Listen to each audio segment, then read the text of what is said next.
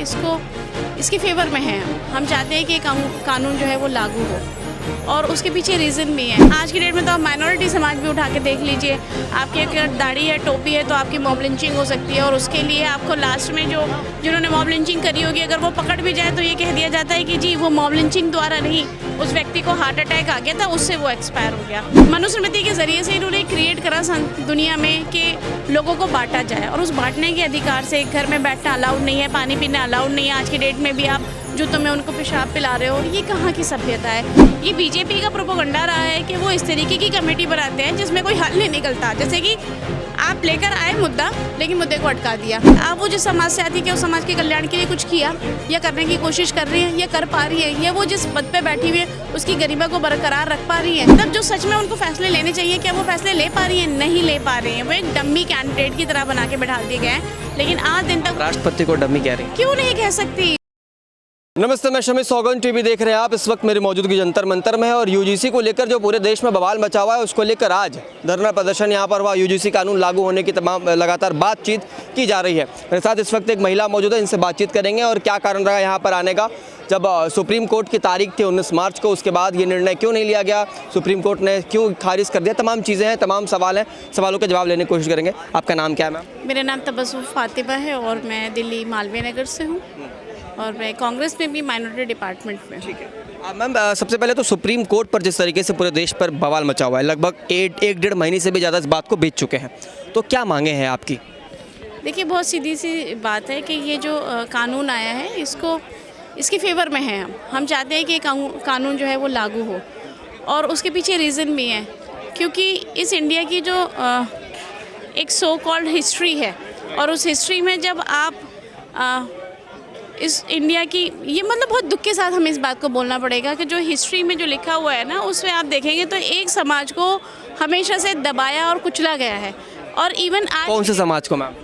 आप कोई भी ऐसी समाज उठा के देख लीजिए, आप आज की डेट में तो आप माइनॉरिटी समाज भी उठा के देख लीजिए, आपकी अगर दाढ़ी है, टोपी है, तो आपकी मॉब लिंचिंग हो सकती है, और उसके लिए आपको लास्ट में जिन्होंने मॉब लिंचिंग करी होगी, अगर वो पकड़ भी जाए तो ये कह दिया जाता है कि जी वो मॉब लिंचिंग द्वारा नहीं, उस व्यक्ति को हार्ट अटैक आ गया था, उससे वो एक्सपायर हो गया, जैसे तबरेज़ का केस था। और आप स्वर्ण की और इनकी हमेशा से जंग है, वो इसलिए देखो इन्होंने क्रिएट करी है, एक मनुस्मृति के ज़रिए से इन्होंने क्रिएट करा दुनिया में कि लोगों को बांटा जाए, और उस बांटने के अधिकार से घर में बैठना अलाउड नहीं है, पानी पीना अलाउड नहीं है। आज की डेट में भी आप जूतों में उनको पेशाब पिला रहे हो, ये कहाँ की सभ्यता है? ये इंसानियत तो है नहीं। देखिए मैम, इस देश का दुर्भाग्य रहा है कि सालों से यहाँ जातीय आधार पर प्रताड़नाएं हुई है, ये बात सच है, इस बात में कोई दो राय नहीं, क्योंकि हम लगातार ऐसी खबर देखते हैं।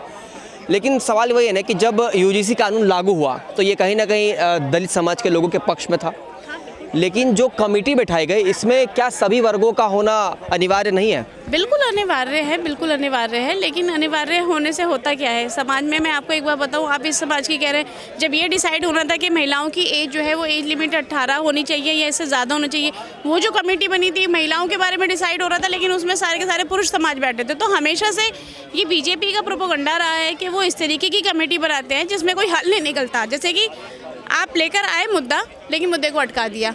आप लेकर आए 33% का मुद्दा कि महिलाओं को मिलना चाहिए आरक्षण, लेकिन आपने वो अटका दिया। आप हमेशा से बस लोगों में वो एक जगाते हो कि जी हम तो करना चाहते हैं, ये नहीं करने देना चाहते। जैसे कि आपने बात की कि ये देश हमेशा से पुरुष प्रधान देश रहा है, लेकिन अगर अभी की मैं बात करूँ तो आपको मालूम होना चाहिए मैम, हमारे देश की महामहिम राष्ट्रपति एक महिला है और वो दलित समुदाय से आती है।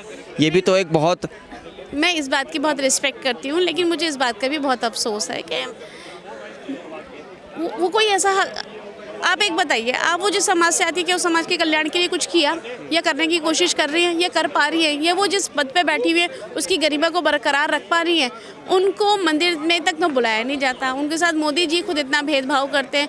मैंने कई बार ऐसी वीडियो देखी है कि सबसे हाथ मिलाया लेकिन उनसे हाथ नहीं मिलाया। क्यों नहीं मिलाया?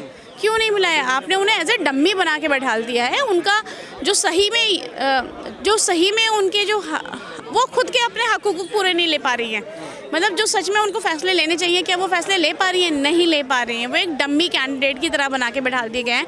लेकिन आज दिन तक राष्ट्रपति को डमी कह रही है। क्यों नहीं कह सकती? वो बीजेपी के इशारों में चल रही हैं। वो थोड़ा सा कुछ बोलने की भी कोशिश नहीं करती। हमें इस बात का अफसोस होता है, पूरे इंडिया में जब इतने बलात्कार हो रहे हैं, इतनी महिला मिसिंग्स हो रही हैं, उनके खुद के साथ भी जब मंदिर में उनको नहीं बुलाया गया, तो क्या उन्हें मंदिर जाना नहीं चाहिए था कि मैं जाऊँगी, हक से जाऊँगी? आज मुझे परमिशन मिल किस चीज़ की परमिशन लेने की ज़रूरत है? वो एक मंदिर, एक भगवान का घर है, वो अपने तरीके से जाती तो उनके साथ और भी महिलाओं की हिम्मत बढ़ती। अब आप खुद बताइए ना, उस मंदिर में क्या अलाउड है? नहीं अलाउड है। ऐसे बहुत सारे पूरे इंडिया में ऐसे मंदिर हैं जहाँ पे अलाउड ही नहीं होता है। यूजीसी के बारे में थोड़ा बात कीजिए। हम तो मंदिर और वही इन सब के बीच में फंस गए। यूजीसी के बारे में अब आप क्या कहना चाहती हैं, क्या मांगे हैं? देखिए, मेरी मांग यही है, जो जैसा जैसा कानून आया उसको पूरा तरीके से फॉलो करना चाहिए और उस पर मैं उसके फेवर में हूँ, क्योंकि उससे ऐसा पिछड़ा समाज को बहुत ज़्यादा आसानियाँ होंगी, उनके एजुकेशन में, उनके रहन सहन में, उनकी डेवलपमेंट में बहुत ज़्यादा इम्प्रूवमेंट होगा। और वो देना बहुत ज़रूरी है, क्योंकि पिछले 70 साल से हमने उनका हक मारा हुआ है।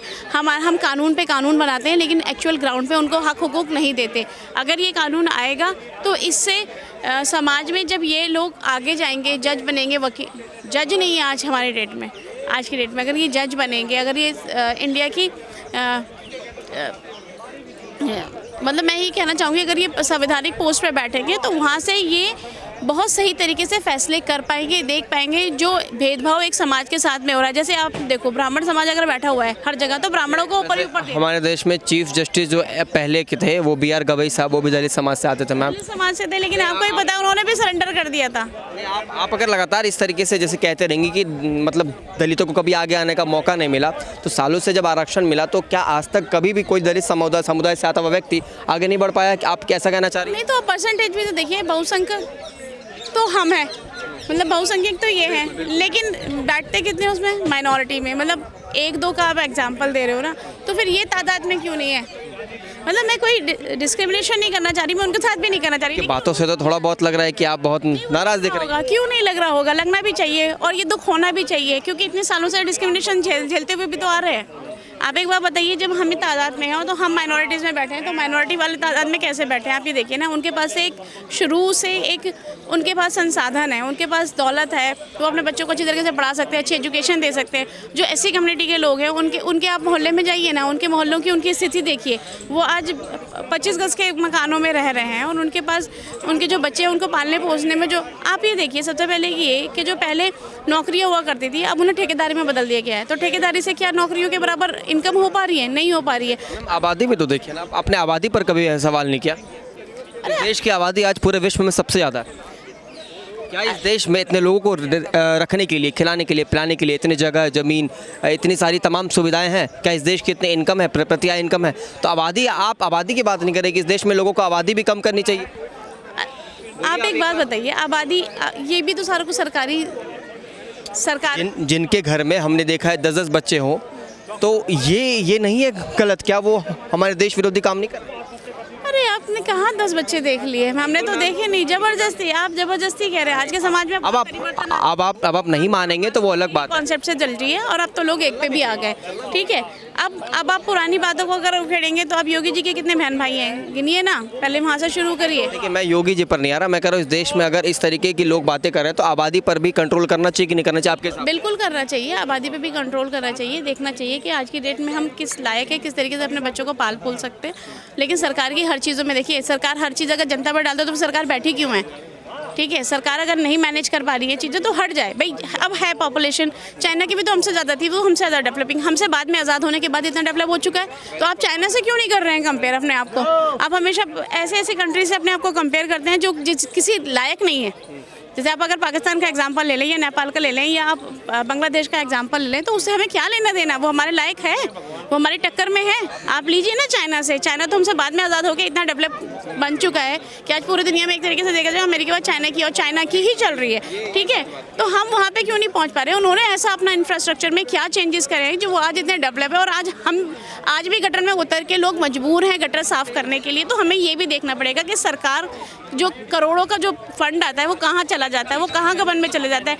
आज तक हमारे पास मशीनें नहीं है वो गटर साफ़ करने के लिए, सीवेज साफ करने के लिए उसमें पूरा एक व्यक्ति घुसता है। आप अपने ऊपर देखिए, जरा से लोगों को किसी का लग जाए तो वो कहता है कि जी गंदगी लग गई, वो आदमी इतना मजबूर है कि उसमें डूब के मर रहा है। तो आप ये चीज़ें भी देखनी पड़ेंगी। आप देख रहे हैं सौगंध टीवी, सौगंध वतन की।